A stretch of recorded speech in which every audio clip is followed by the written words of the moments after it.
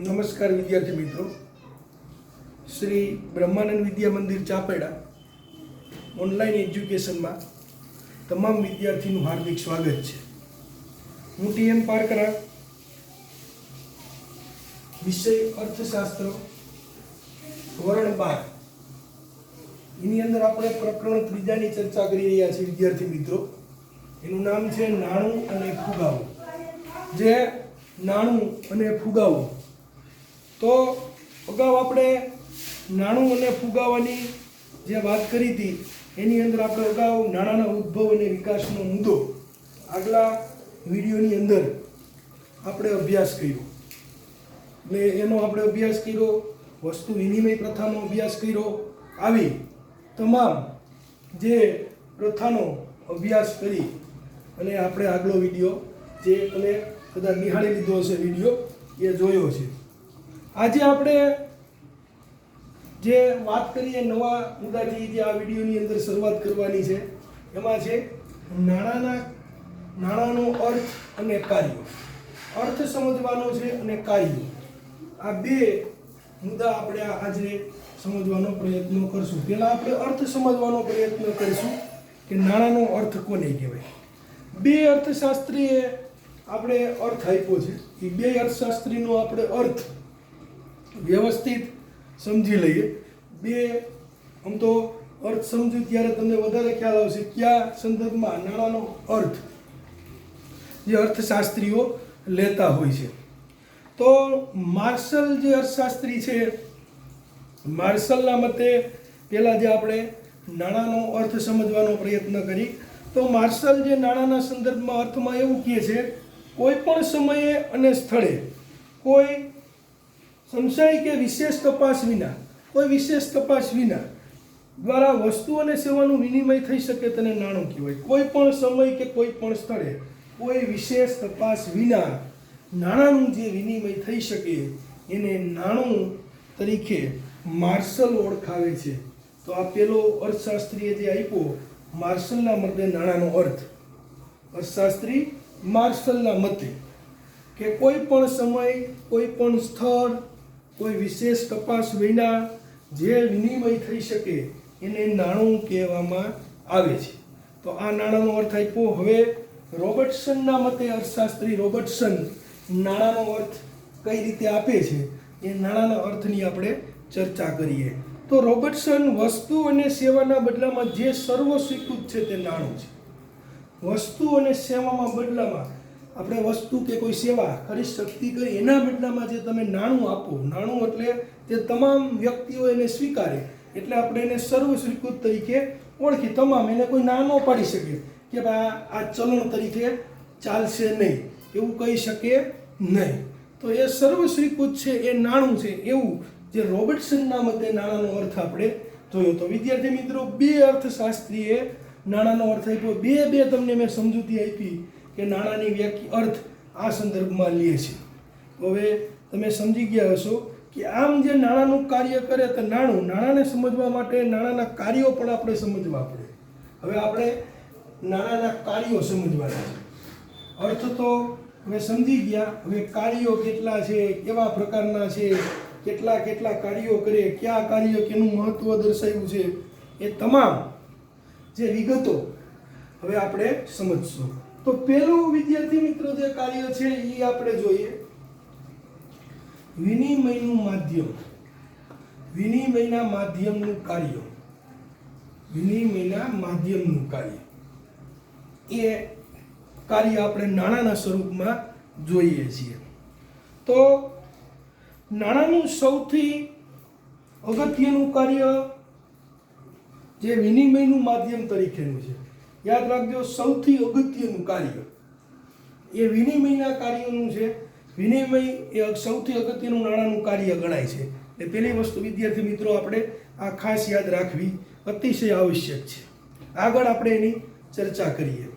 તો કે નાણું જે આપણા આર્થિક વ્યવહારને સરળ બનાવે છે, એવું કીધું છે કે નાણું આર્થિક વ્યવહારને સરળ બનાવે છે. કે તમામ પ્રકારના જે બજારની અંદર આપણે જે કાંઈ આર્થિક વ્યવહારો કરીએ છીએ એટલે વસ્તુની ખરીદ શક્તિ કરતા હોય, કોઈ બીજી કોઈ ખરીદ શક્તિ કરતા હોય, અથવા તો વસ્તુ આપણે બજારની અંદર જ્યારે વેપારી પાસે જઈએ તો પહેલાં આપણે વસ્તુ વિનિમય પ્રથામાં જોતા હતા. વસ્તુ આપણે ઘણીવાર લેવા માટે ઘણીવાર એકથી બધી જગ્યાએ જવું પડે, કદાચ ન પણ મળે, કારણ કે વસ્તુ સામે વસ્તુ આપવાની. એટલા માટે વસ્તુની કોઈ અછતની વાત આમાં કરવામાં નથી આવી. વસ્તુ સામે વસ્તુ પરસ્પરનો બંધ બેસે તો વસ્તુનું વિનિમય થઈ શકે નહીં. આમાં એવી કોઈ મુશ્કેલી વિદ્યાર્થી મિત્રો નથી. આમાં આપણે નાણું આપી અને વસ્તુની ખરીદ શક્તિ કરવાની હોય. એટલે વિનિમયનું માધ્યમ એકદમ સરળ બનાવે. ગમે તેમને પોસાય, તમને કિંમત યોગ્ય લાગે, ત્યાં આપણે એ વસ્તુ ખરીદ શક્તિ કરી શકીએ. કે આ પેઢીની આ દુકાનદાર પાસેથી વસ્તુ ખરીદવી તો અહીંયા આપણે નાણાં આપીને વસ્તુ ખરીદ શકતી. જ્યાં આપણને સરળ કિંમત પડે ત્યાં આપણે નાણું આપી અને વસ્તુ ખરીદી શક્તિ કરી શકીએ. એટલે નાણું પહેલાં સૌપ્રથમ બજારની અંદર અર્થતંત્રમાં જ્યાં આવ્યું, એટલે જે વિનિમયનું કાર્ય છે વિદ્યાર્થી મિત્રો એકદમ સરળ થઈ ગયું છે. હવે આપણે ગમે ત્યાંથી વસ્તુની ખરીદ શક્તિ, ગમે તે આપણે બજારમાં જઈ આ પ્રોડક્ટ્સ, આ જે કંઈ પ્રોડક્ટ્સોની આવશ્યકતા હોય, જેવી વસ્તુની આવશ્યકતા જેટલા પ્રમાણમાં હોય એ તમામ આપણી ઈચ્છા મુજબ, જે ગ્રાહકની ઈચ્છા મુજબ એની ખરીદ શક્તિ સરળતાથી થઈ શકે. એટલે પહેલામાં પહેલું બે પક્ષે, એક વેપારી પક્ષે અને એક ગ્રાહક પક્ષે, એ વિનિમયનું માધ્યમ નાણાંએ એકદમ સરળ જે છે એ કરી નાખ્યું છે. એટલે આ તમને ખ્યાલ આવી ગયો છે કે બીજું જે વિનિમયનું માધ્યમમાં જ્યાં જ્યાં જટિલતા આવતી હતી એ જટિલતા હવે ત્યાંથી આપણે એમાંથી છુટકારો મળી ગયો છે. આગળ વિનિમય પ્રથામાં જરૂરિયાત પરસ્પર બંધ બેસાડવા તકલીફ પડતી હતી. એને ઉકેલ માટે ખેડૂતો હવે ઘઉં આપીને નાણાં મેળવે. હવે પરસ્પર તકલીફ ઘણી બધી પડતી હતી કે સંગ્રહ ન થઈ શકે, અથવા તો વસ્તુ સંગ્રહ કરવો હોય તો ઘણીવાર અનાજ છે તો અનાજ બગડી જાય. તો હવે એ પણ એમાંથી આપણે છુટકારો મળી ગયો કે હવે અનાજ વેચી અને નાણું આપી છે, ખેડૂતો લઈ લે છે. અનાજ જે બજારની અંદર વેચી અને નાણું મેળવે છે અને નાણું આવતું થયું. આવી એક સરળતા નાણાંના માધ્યમનું કાર્ય આવ્યું. તે નાણાંના માધ્યમનું કાર્ય, ત્યાંથી આ કાર્યમાં સરળતા થઈ છે. પછી નાણાં આપીને ચોખા, કપડાં, જે કાંઈ વસ્તુની જરૂરિયાત હોય, જીવન જરૂરિયાતની જે કાંઈ માનવીની વસ્તુની આવશ્યકતા હોય, એ નાણાંના માધ્યમ તરીકે માનવી હવે સર્વસ્વીકૃત માનતો થયો છે. આગળ મૂળભૂત રીતે જરૂરિયાત સંતોષવા માટે ઉપયોગની વસ્તુ અને સેવા ખરીદવા નાણાં માધ્યમ તરીકે ઉપયોગમાં આવ્યું. એટલે નાણું છે એક માધ્યમ તરીકે હવે ઉપયોગમાં આવ્યું. તો હવે તમને વિનિમયના માધ્યમનું કાર્ય કદાચ વ્યવસ્થિત વિદ્યાર્થી મિત્રો સરળથી મેં તમને સમજાવવાનો પ્રયત્ન કર્યો છે, એ તમને સમજાઈ ગયો છે. હવે આગલો મુદ્દો છે મૂલ્ય સંગ્રાહક તરીકે. મૂલ્ય સંગ્રાહક તરીકે, મૂલ્યના સંગ્રાહક તરીકે. તો મૂલ્ય સંગ્રાહક તરીકે જે આપણે નાણાંના કાર્યો સમજવાના છે. તો મૂલ્ય સંગ્રાહક તરીકે નાણાંની બીજી અગત્યની કામગીરી એ મૂલ્ય સંગ્રાહકની છે.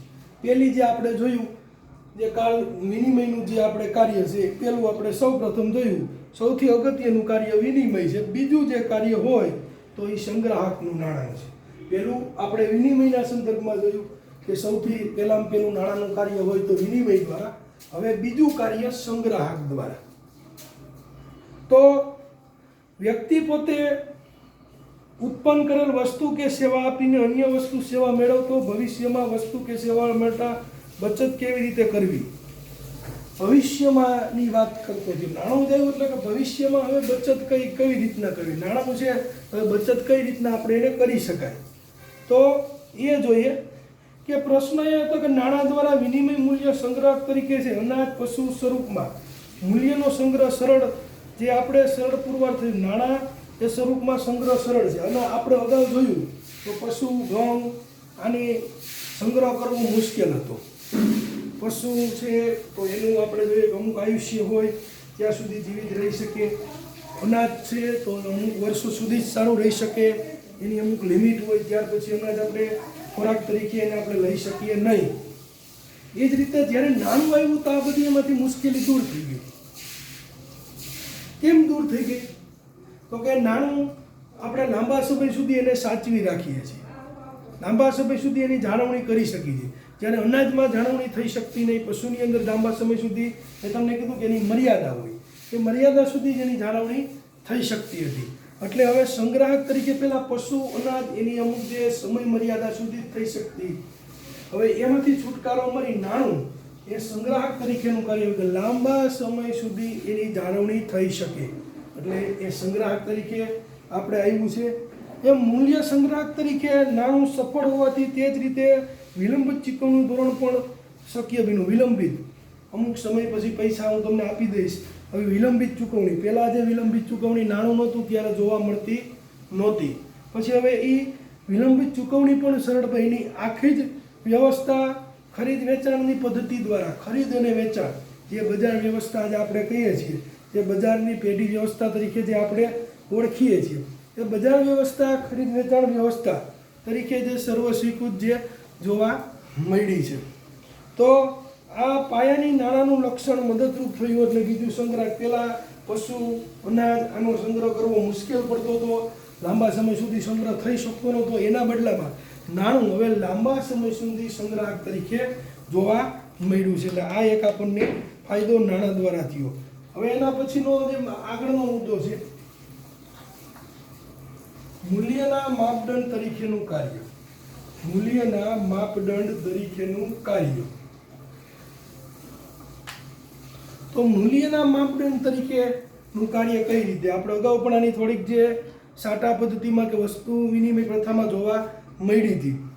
તો નાણું મૂલ્યના માપદંડ તરીકે અગત્યનું જે કાર્ય પણ બજાવે, અગત્યનું એટલે કે મુખ્ય જે કાર્ય બજાવવાનો પ્રયત્ન કરે છે. વસ્તુ વિનિમય પ્રથામાં દરેક વસ્તુનું વિનિમય મૂલ્ય યાદ રાખવું પડતું. યાદ રાખવું પડે કે આટલા કિલો ઘઉંના બદલામાં આટલા કિલો ચોખા.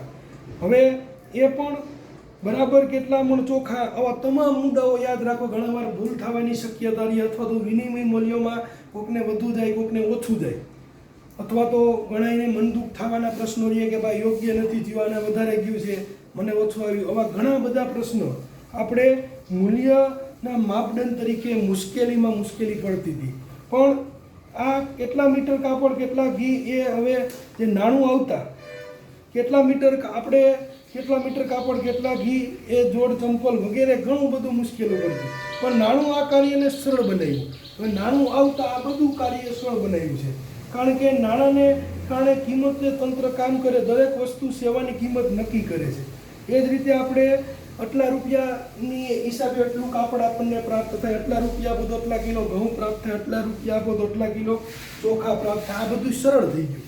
પેલા વસ્તુ વિનિમય પ્રથામાં આટલા કિલો ઘઉં તો આટલા મીટર કાપડ, એવી જે ઘણી વાર મુશ્કેલી પણ પડતી. અમુક વાર જરૂરિયાત ન હોય તો વધારે પણ ખરીદવું પડે, આવું થતું. પણ હવે જેટલી ગ્રાહકને આવશ્યકતા છે, વ્યક્તિની જેટલી આવશ્યકતા છે એટલી આવશ્યકતા હોય એ આવશ્યકતા પ્રમાણે ખરીદ શક્તિ. કારણ કે નાણું એ એના મૂલ્યના માપદંડ તરીકે આટલા રૂપિયા આપો તો આટલી વસ્તુ મળે, આ એક માપદંડ તમે યાદ રાખી લો. આપણે બજારમાં નાણાંનો જ ઉપયોગ કરી છે. આપણે જેમ જોતી હોય જેટલા પૈસા આપી અને એ વસ્તુની ખરીદ શક્તિ આપણે કરતા હોય છે. એ આપણે અત્યારે વર્તમાન સમયમાં આ બધું કાર્ય જોતા હોઈએ છીએ. તો એ જ તરીકે આ વ્યવસ્થિત એક રીતે બજારમાં માપદંડ, જે માપદંડની ઘણી બધી મુશ્કેલી આવતી, કોઈ માપદંડ યોગ્ય હતું જ નહીં. હવે એ નાણું આવ્યું, નાણાંનો જ્યાંથી ઉદ્ભવ થયો ત્યાંથી યોગ્ય માપદંડ જે એની પ્રક્રિયા એ સરળ રીતે આપણે વાસ્તવમાં જોવા મળી છે. એટલે આ એક પણ કાર્ય સરળ તરીકેનું છે કે મારી મૂલ્યના માપદંડ તરીકેનું આપણે જોયું. એટલે માપદંડમાંથી આપણે તુલનાત્મક અભ્યાસ સરળ બનાવી, નિર્ણયો લેવાની પ્રક્રિયા ઝડપ. અમુક જે નિર્ણયો બજારના લેવા, પહેલાં બજારની અંદર જે સાટાપત્તીમાં નિર્ણયો ન લેતા ઝડપી બજાર તંત્ર નહોતું, એવી ઘણી બધી મર્યાદા એમાં નડતી હતી. હવે એ નિર્ણયો સરળ લેવામાં પ્રક્રિયા પણ આવી છે. તો હવે આ નાણાંના કાર્યો મેં તમને આજે જે આપણે આપ્યા એ ત્રણે જે નાણાંના કાર્યોની સમજૂતી મેં આપ્યું. પહેલું વિનિમય માધ્યમનું કાર્ય, મૂલ્ય સંગ્રાહક તરીકેનું કાર્ય અને મૂલ્યના માપદંડ તરીકેનું કાર્ય. આ ત્રણે જે નાણાંના કાર્યો એ મેં તમને સમજૂતી આપી. હવે આપણે આજથી આગળ નવો મુદ્દો જે શરૂઆત કરવાનો છે, નાણાંના પ્રકારો. એના નાણાંના પ્રકારો ત્રણેય તમને મુદ્દા કાર્યો સમજાવ્યા. એની પહેલાં બે અર્થશાસ્ત્રનો જે અર્થ આપ્યા એ અર્થ પણ સમજાવ્યા. હવે આપણે નાણાંના પ્રકારો વિશે હવે નવા મુદ્દાની ચર્ચા કરવાની છે વિદ્યાર્થી મિત્રો. તો વસ્તુ વિનિમય પ્રથાના સમયથી જ વિનિમયનું માધ્યમ તરીકે મૂલ્યના સંગ્રાહક તરીકે કામગીરી કરવા માટે પશુઓ કે કિંમતી પથ્થરો ઉપયોગમાં લેવાયા. પશુઓ, કિંમતી પથ્થરો ચલણ સ્વરૂપે જે આપણે મૂલ્યમાં લેવામાં આવ્યા છે. વળી ત્યારબાદ ધાતુ સિક્કાઓ આ માટે કાર્ય કર્યું છે. ધાતુના જે સિક્કાઓ જે આપણે જોઈએ તો એનું પણ જે કાર્ય જોવા ઘણીવાર મળ્યું છે. તો ઉપયોગમાં બાદ ધાતુના સિક્કાઓ આ કામ કર્યું પછી કાયદા માન્ય નાણાં તરીકે ચલણી નોટો, કાયદા માન્ય એટલે સરકારશ્રી દ્વારા જે ચલણી નોટો હોય એ ચલણી જે કાયદા માન્ય કહેવાય, સરકારશ્રી દ્વારા કાયદા માન્ય ચલણી નોટો, સિક્કાઓ તથા બેન્કિંગ સિસ્ટમનો વિકાસ, બેંક ખાતું પણ આવ્યું. પણ આ બધો ધીમે ધીમે સમય જતાં બજાર તંત્રની અંદર જે જોવા મળ્યું છે તે અલગ અલગ રીતે આ કાર્યો દ્વારા જે આવતું જે શરૂઆત થઈ છે. વળી આપણે અટાણે જે વ્યવસ્થાની બેન્કિંગ ક્ષેત્રની વાત કરીએ તો ક્રેડિટ કાર્ડ, ઈ બેન્કિંગ નાણું સ્વરૂપ પણ ધારણ કર્યું છે. ટૂંકમાં નાણાંના પ્રકાર ગણીએ તો ઘણા બધા છે કે પેલું કે વસ્તુ નાણું, પશુ નાણું, ધાતુ નાણું, કાગદી નાણું, પ્લાસ્ટિક નાણું, બેંક નાણું, અદ્રશ્ય કે ઈ મની, તમામ જે આપણે નાણાંના પ્રકાર ગણીએ તો આ તમામ પ્રકાર ગણી શકાય.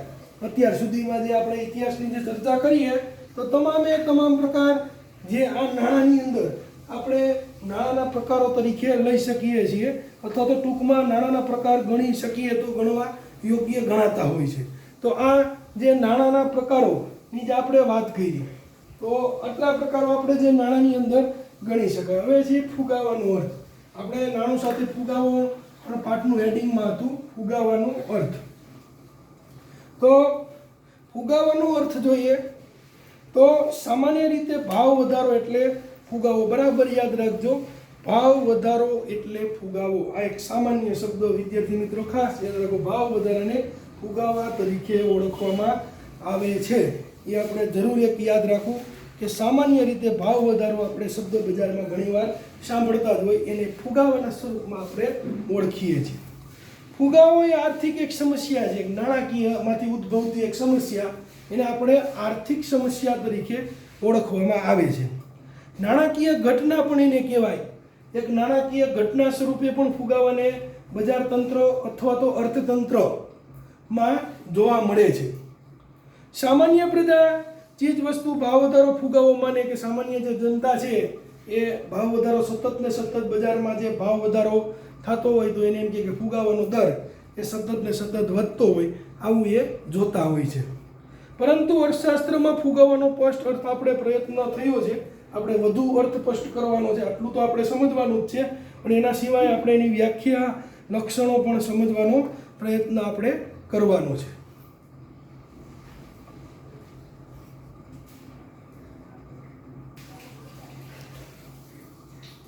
તો વિદ્યાર્થી મિત્રો, તમને ફુગાવાની મેં જે આગળ ફુગાવાનો અર્થ ટૂંકવામાં આવ્યો કે સતત જે ભાવ વધારો એને ફુગાવો કહેવાય. આપણે હમણાં અગાઉ ચર્ચા કરી. હવે ફુગાવાની વ્યાખ્યા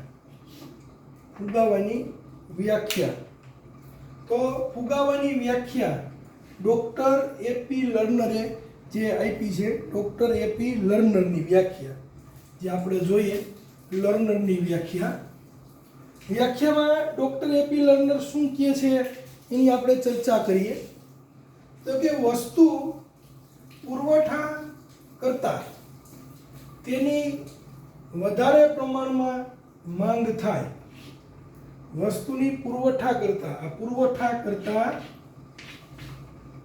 વધારે પ્રમાણમાં માંગ થઈ જાય. પુરવઠોની જરૂરિયાત છે એનાથી વધારે પ્રમાણમાં બજારમાં માંગ થાય તે સ્થિતિને ફુગાવો કહે છે. આવું લર્નર જે વ્યાખ્યાની અંદર વાત કરી. અગાઉ આપણે ધોરણ 11ની અંદર માંગનો નિયમ અને પુરવઠાનો નિયમ આપણે સમજી ગયા છે. એટલે તમે પુરવઠાનો અને માંગનો નિયમ જો યાદ કરો તો વ્યાખ્યા બરાબર આપણને યાદ આવી જાય. કારણ કે પુરવઠાનો નિયમ અને માંગના નિયમ જ આ વ્યાખ્યાની અંદર આપે છે કે પુરવઠાની કરતાં વધારે માંગ થઈ જાય, બજારમાં માંગમાં સતત વધારો થઈ જાય, માંગની અંદર જ્યારે એકદમ જે લેવાલી બજારની અંદર વધી જાય એવી સ્થિતિને ફુગાવો કહે છે. આવું લર્નરે વ્યાકમાં કીધું છે વ્યાખ્યા કે વસ્તુના પુરવઠા કરતાં તેને વધારે પ્રમાણમાં માંગ થાય તે સ્થિતિને ફુગાવો તરીકે ઓળખવામાં આવે છે. આ એક વ્યાખ્યા. બીજી વ્યાખ્યા જે આપણે જોઈએ એસી પીગુ, ડૉક્ટર એસી પીગુ એ વ્યાખ્યા પણ ફુગાવાની વ્યાખ્યા આપી છે. એ ફુગાવાની વ્યાખ્યા પણ આપણે જોઈ. એક વ્યાખ્યા લર્નરની આપણે સમજ્યા ડૉક્ટર. હવે ડૉક્ટર પીગુની વ્યાખ્યા આપણે ફુગાવાના સંદર્ભમાં સમજીએ છીએ.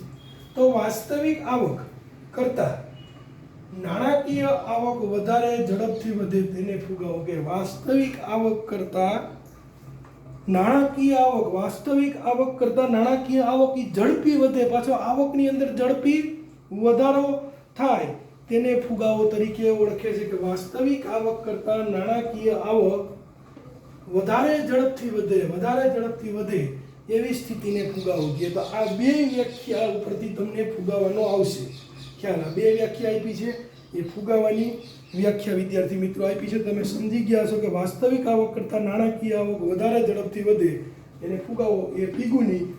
લર્નરની વ્યાખ્યા તમને અહીંયા આપી છે વસ્તુના પુરવઠા કરતાં તેની વધારે પ્રમાણમાં માંગ વધે તો સ્થિતિને ફુગાવો કહે છે.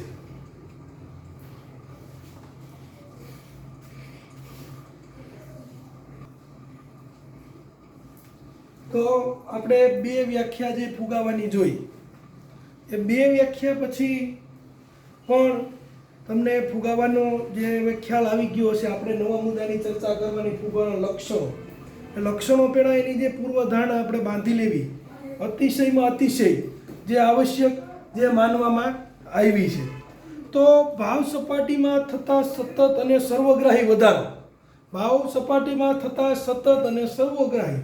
સતત અને સર્વગ્રાહી આ બે શબ્દોનો વિદ્યાર્થી મિત્રો ઉપયોગ કર્યો છે. એની આ પૂર્વધારણા હું બાંધી લઉં. સતત સદાય વધારો ફુગાવો છે જેમાં નાણાકીય ખરીદ શક્તિ સતત ને સતત ઘટે છે. નાણાકીય ખરીદ શક્તિની વાત કરીએ છીએ. નાણાકીય જે ખરીદ શક્તિ હોય એની અંદર સતત ને સતત એમાં ઘટાડો જોવા મળે છે. ડૉક્ટર જે એમ કેન્સ જે કેન્સના મતે અર્થશાસ્ત્રી કેન્સ માને છે કે ફુગાવાની સાચી સ્થિતિ સાધનોને પૂર્ણ રોજગારી પછી જ નાણાકીય આવક વધે તો સર્જાય. સાધનની પૂર્ણ રોજગારી પછી નાણાકીય સ્થિતિ જે સર્જાતી એવું કેન્સના મતે એક આવું કેવું મંતવ્ય છે. એ પણ મારે તમને યાદ આપવું અતિશય આવશ્યક હતું એટલા માટે મેં તમને એની યાદી આપી દીધી. આમ ફુગાવાના વિવિધ વ્યાખ્યાના આધારે ફુગાવાની લાક્ષણિકતાઓ આપણે અથવા તો એના લક્ષણો જે સ્પષ્ટ થાય છે. હવે એના ઉપરથી આપણે એના લક્ષણો સ્પષ્ટ કરવાના છે. તો હવે આપણે જોઈએ છીએ ફુગાવાના લક્ષણો. તો ફુગાવાના લક્ષણોમાં વાત કરીએ તો ભાવ સપાટીમાં સતત વધારો થાય છે. પહેલું લક્ષણ ફુગાવાનું હોય તો સતત ને સતત ભાવ વધવો. જે બજારની અંદર આપણે ઘણીવાર એવી પણ સ્થિતિ આવી જતી હોય કે આટલો બધો ભાવ વધારો કેમ આવે? સતત ને સતત વૃદ્ધિ ભાવ વધારામાં થતી હોય. પછી એમાં ક્યાંય ઘટાડાનું નામ અથવા તો ઘટાડો પાછળ જવાની કોઈ શક્યતા ન હોય. કારણ કે પહેલું જ્યારે આપણે સમજ્યા આપણે ફુગાવાનો ત્યારે કીધું કે ભાવ વધારો એટલે ફુગાવો. એટલે પહેલું વિદ્યાર્થી મિત્રો લક્ષણ કે સતત ભાવ વધારો આની અંદર જોવા મળતો હોય છે. બીજું વાત કરીએ અર્થતંત્રમાં બધા ક્ષેત્રોમાં ભાવ વધે, કોઈ એક ક્ષેત્રમાં નહીં. મોસ્ટ ઓફલી ફુગાવો બધા ક્ષેત્રોમાં આવરી લેતો હોય છે. અર્થતંત્રના મોસ્ટ ઓફલી ક્ષેત્રો છે એ અર્થતંત્રમાં બધા ક્ષેત્રોને ભાવમાં આવરી લે. એમાં એવું નથી કે અમુક વાર એવું બને, એવું નથી. ઘણીવાર અર્થતંત્રમાં એવું પણ કદાચ અમુક વાર સ્થિતિનું સર્જન પણ થઈ શકે કે અમુક વસ્તુમાં કદાચ ભાવ ન વધે, પણ મોસ્ટ ઓફલી સ્થિતિ એ જ પ્રકારની આપણે વિચારવાની કે બધા જ ક્ષેત્રોમાં ભાવ વધે. અમુક જ વસ્તુ બાદ થવાની શક્યતા કે સંભાવના હોય તો હજી તો એ સંભાવનાની શક્યતા તો બહુ અહીંયા ઓછી છે. પણ મોસ્ટ ઓફલી જ્યારે ફુગાવાની શરૂઆત થઈ હોય તો બધું જે અર્થતંત્રમાં જે કંઈ ક્ષેત્ર હોય, જે માનવીને સંલગ્ન ક્ષેત્ર હોય, એ માનવીના તમામ સંલગ્ન ક્ષેત્રમાં આપણે જોઈએ કે એની અંદર સતત ને સતત ભાવ વધારો આપણે એની અંદર જોવા મળતો હોય છે. એને હિસાબે ગ્રાહકો ઘણીવાર પરેશાન, વધુ પડતી વસ્તુની પૈસા ચૂકવવા માટે આવક પણ આપણે સામે જોવી પડે. રાષ્ટ્રની જે આપણે ભારત રાષ્ટ્રની જે સ્થિતિની એક વાત કરી તો આવકની પણ એક મર્યાદાઓ હોય છે. મધ્યમ વર્ગ છે, ગરીબ વર્ગ, આ બધો વર્ગ આપણા રાષ્ટ્રની અંદર જે વસવાટ કરતો હોય તો ફુગાવો મોસ્ટ ઓફલી વધારે પડતું અસર આપણે જોઈએ તો એક મધ્યમ વર્ગ અને ગરીબ વર્ગ અને વધારે ધનિકને પણ એવું નથી કે ફુગાવાની અસર પણ એને થોડા પ્રમાણમાં જો ભાવ વધારો બધાને પરેશાન કરે. એવું નથી કે ધનિક હોય તો એને જે પરેશાની ન આવતી હોય, કારણ કે આ બધી એક સમસ્યા છે, જે નાણાકીય જ એક સમસ્યા કે આર્થિક સમસ્યા તરીકે આપણે ઓળખીએ છીએ, અથવા તો નાણાકીય ઘટના તરીકે પણ આને ઓળખીએ છીએ. અગાઉ મેં પણ તમને આની ચર્ચા કરી હતી હમણાં થોડા આગલા મુદ્દાની અંદર. એ જ રીતે અર્થતંત્રમાં જે ભાવ વધારો છે એ મોસ્ટ ઓફલી બધાને એ ક્યાંક ને ક્યાંક અસર કરતું એક પરિબળ હોય છે. એટલે આ રીતે આપણે જો એક અર્થતંત્રમાં બધા ક્ષેત્રોમાં ભાવ વધે એટલે અર્થતંત્રમાં ઘણા બધા આપણે જોઈએ કે આર્થિક પ્રશ્નો, જે નાણાકીય પ્રશ્નો ઉદ્ભવવાની શક્યતા અને સંભાવના હંમેશ માટે સતત વધારો થતો હોય છે. તો આ બીજું જે કાર્ય આપણે જોયું. ત્રીજું, નાણાંનું મૂલ્ય, ખરીદ શક્તિ ઘટતું જાય. નાણાંનું મૂલ્ય એ એમ કહે છે કે મૂલ્ય કે ખરીદ શક્તિ એની ઘટતી જાય. જેમ જેમ ફુગાવો આવે એમ ખરીદ શક્તિમાં ઘટાડો શું કામ એને આવે? મેં તમને હમણાં જ વાત કરી કે આવકને પણ આપણે ધ્યાનમાં વિદ્યાર્થી મિત્રો લેવી જ જોઈએ ગમે ત્યારે. ભલે આમાં આપણે મુદ્દામાં ઉલ્લેખ નથી, પણ આ બધી બાબતો એને સંલગ્ન બાબતો હોય છે, તે હંમેશા યાદ લેવી અતિશયથી આવશ્યક હોય છે. તો એને હિસાબે ખરીદ શક્તિ વધે. ચોથું કે પૂર્ણ રોજગારી સ્થિતિ પછી વધતી ભાવ સપાટી પણ ફુગાવો થાય. પૂર્ણ રોજગારી સ્થિતિ પછી પણ જોઈએ તો સતત ને સતત ક્યાંક ને ક્યાંક ભાવ વધારાની સ્થિતિ જોવા મળતી હોય છે. ફુગાવાને સમજવા માટે અન્ય કેટલીક બાબતો પણ આ ધ્યાનમાં લેવી જોઈએ. આટલી બાબત તો આપણે ફુગાવાને સમજવા લીધી. હજી પણ આપણને ઘણી બાબતો આપણે ધ્યાનમાં લેશું ત્યારે વિદ્યાર્થી મિત્રો તમને સ્પષ્ટ થાય કે ફુગાવો શું છે, બજારની અંદર શું કાર્ય કરે, ગ્રાહકને કેવી રીતે અસર કરે, વેપારી પેઢીને અસર કરે, કયા ક્ષેત્રમાં વધુ અસર કરે. આ બધી આપણે ખ્યાલ એ લેવો એ અતિશયમાં અતિશય આવશ્યક છે. એટલે એ પણ ખ્યાલ આપણે લેવો જોઈએ આની અંદર. તો આની અંદર જે 2-3 મુદ્દા આપણે સમજાવી પછી આપણે જે આ વિડીયો પૂર્ણ કરશું અહીંયા, જેથી તમને ફુગાવાના જે લક્ષણો, પછી આપણે ફુગાવાના જે કારણો એ નેક્સ્ટ વિડીયોમાં આપણે જરૂર સમજશું. તો સરકારે કાયદા દ્વારા, સબસિડી દ્વારા ભાવ સપાટી દબાવી રાખી હોય તો ભાવ ન વધવા હોય છતાં ફુગાવો છે, જેને દાબેલો ફુગાવો કહીએ છીએ. દાબેલો ફુગાવોનું તમને એક ઉદાહરણ, કેને દાબેલો ફુગાવો કહેવાય? કારણ કે ઘણી બાબતો તમે આમાં સમજશો તો જ તમને આવે કે સરકાર દ્વારા ઘણીવાર સબસિડી એટલે અમુક વસ્તુ ઉપર સબસિડી રાહત આપવામાં આવે. આ શબ્દ તમે ઘણીવાર બજારમાં અર્થતંત્રમાં સાંભળ્યો હોય, સબસિડી એટલે ભાવ સપાટી દબાવી રાખે. સબસિડી એટલે ભાવ અમુક વસ્તુના વધતા હોય તો એને જ્યારે આપણે લેવલમાં અથવા તો વ્યવસ્થિત કરવા એટલે તો લેવલ જાળવવા સરકાર અમુક ટકા જે સબસિડી જાહેર કરતી હોય છે. તો ભાવ ન વધવા છતાં ફુગાવો છે, ભાવ ન વધ્યો પણ છતાં ફુગાવો છે, કારણ કે સરકારે રાહત આપી છે. ભાવ તો એની અંદર સતત વધ્યા જ છે, પણ ગ્રાહકને વધારે પડતા પૈસા ન ચૂકવવા પડે એટલે સરકાર અમુક ટકા અમુક વસ્તુ, બધા ઉપર નથી વાત આવે. સબસિડી વિદ્યાર્થી મિત્રો બધામાં ન મળે. અમુક જે વસ્તુ હોય તેમાં જ એ સબસિડી પ્રાપ્ત થતી હોય. બધી જગ્યાએ સબસિડી બધી વસ્તુમાં પ્રાપ્ત થતી નથી. આ પણ યાદ રાખવું, બધી જગ્યાએ સબસિડી ન હોય. અમુક વસ્તુમાં, હું વારંવાર આ શબ્દનો એટલે જ ઉલ્લેખ કરું છું કે અમુક શબ્દમાં એ સરકાર રાહત આપે. શું કામ? કે સતત ને સતત ભાવ વધતા હોય એને ક્યાંક થોડુંક લેવલ મેળવવા માટે, પ્રજાને થોડીક રાહત થાય એટલા માટે સરકાર એને થોડીક જે રાહત આપી એ સબસિડી દ્વારા સરકાર એની ભરપાઈ કરે. એ ફુગાવોને આપણે જોઈએ તો એને આપણે દાબેલો ફુગાવો પણ કહેવામાં. એટલે ભાવ વધવા ન દેવા, કારણ કે સરકાર એને એવો કોઈ કંટ્રોલ કરીને ભાવ નથી વધતો. તો આવી સ્થિતિ જ્યારે બજારમાં આવે એને આપણે દાબેલા ફુગાવા તરીકે ઓળખીએ છીએ. આ યાદ રાખવું જોઈએ. બીજું, જો અર્થતંત્રમાં ટૂંકા સમય માટે અમુક સેવા કે અમુક વસ્તુ ભાવ વધારો લાગુ પડ્યો હોય તો પણ તે ફુગાવો નથી. અર્થતંત્રમાં અમુક સમય માટે ઘણીવાર અમુક વસ્તુની અમુક વસ્તુ અછત હોય તો એને હિસાબે ભાવ વધારો આવતો હોય, પણ એ લાંબા ગાળા સુધી ન હોય, સમયના ટૂંકા ગાળા.